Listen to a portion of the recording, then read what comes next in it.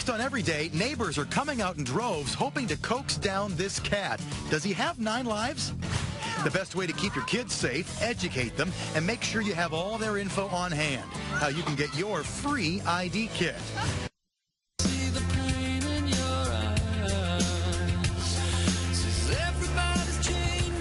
Welcome back.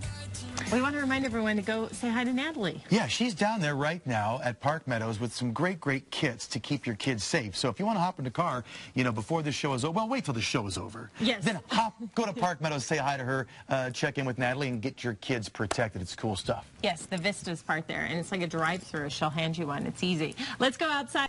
Sister.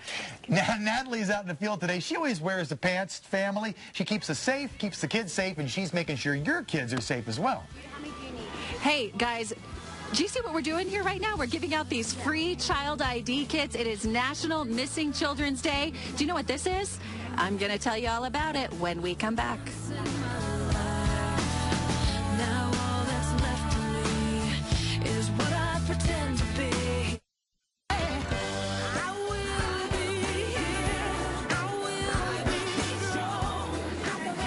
Welcome back. Every day in Colorado, an average of 32 children are reported missing. Many of those children are returned without incident, but in some cases, they've been taken whether by a non-custodial parent or sometimes by a stranger. We are here today at Park Meadows Mall for a very important reason. We're giving out free child ID kits, and Shalon Caldwell with the Missing Children's Task Force has been here with me all morning where we've been giving these out. People have been driving through. It's been fun. Tell me about the task force and what you do, because you really are an advocate for a lot of these parents.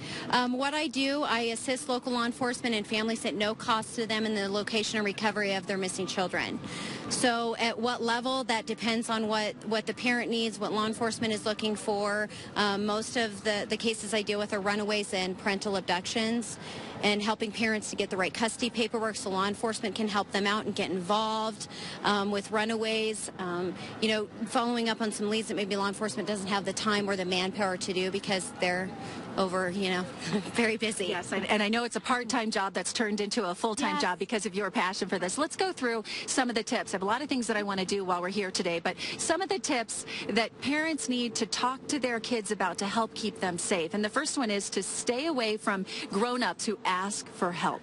Well, grown-ups don't need help. They usually know where they're going and know what they're doing. So it's usually an indication that something's not right if they're asking a child for directions. Okay, so tell your kids that. Secondly, create a secret family code word.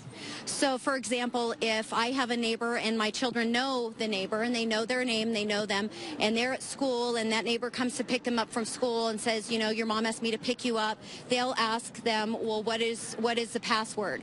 And if that person can't tell my child the password, the secret password, then they don't go with them.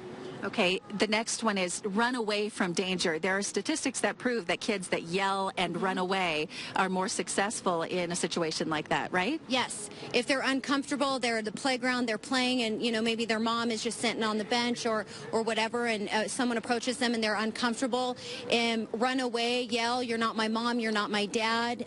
You don't even need to scream, but things like that and words actually mean more and get more attention than just screaming. Okay, let's talk about creating an emergency plan. What should families do? What kind of emergency plan?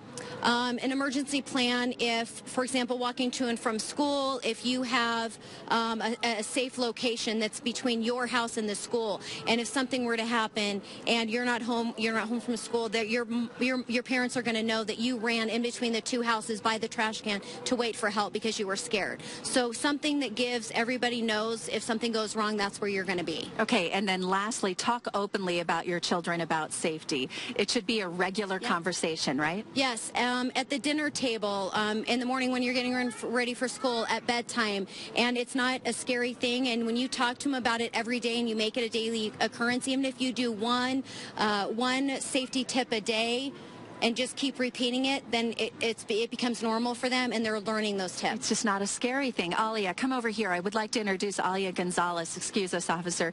She has a little boy. He's 2 years old. He was taken by his biological father, but you haven't seen him now for months, and you are one of these parents that we're talking about in Colorado. Tell us what you've gone through and why you're here today.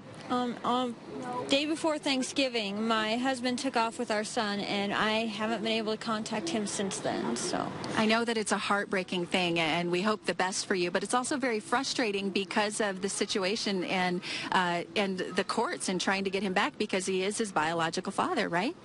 right now we're not divorced yet, so they can't really issue any custody orders, and since he ran, we can't file anything against him. Well, Alia, I'm sorry for what you're going through, and we hope that they're able to help you here with the Missing Children's Task Force. We know that's what they do, so good luck, okay? Okay, so you can come out here to Park Meadows. We are giving out these free child ID kits. It's very easy for you to fill out the information. You put your child's picture inside, you fingerprint them, and then if there ever was a case where your child went missing, it's much easier for law enforcement to find them if you filled that out. So I also want to show you about this kit because I've just discovered this, and it's an electronic kit, and this is something you plug right into the computer. You can upload all of your contacts. You can put recent pictures. This, again, makes it very easy for parents to have all the information on hand just in case there ever was an emergency. Again, once again, it is National Missing Children's Day. Coming out to Park Meadows Mall. We'll get you all this information, plus the things that you should be talking to your kids about. We've got a bunch of great tips. It takes 25 minutes to be sure that your kids understand all of these important safety rules and all kinds of things that can help your family. So Chris and Crystal, it's a good day to come out here and get it done. It's a pretty day out here too. Yeah, you still got some left, right? Yes, we do have some left, and we'll be sure that you get one if you come out here. We'll hook you up with the right people. Awesome. Thanks, Nat. Great message. And don't forget now, since we have her out there, we're gonna put her to work in many ways. After the break, Natalie's gonna switch gears and actually cook us lunch. We can't wait. Summer cooking with Natalie when we come back.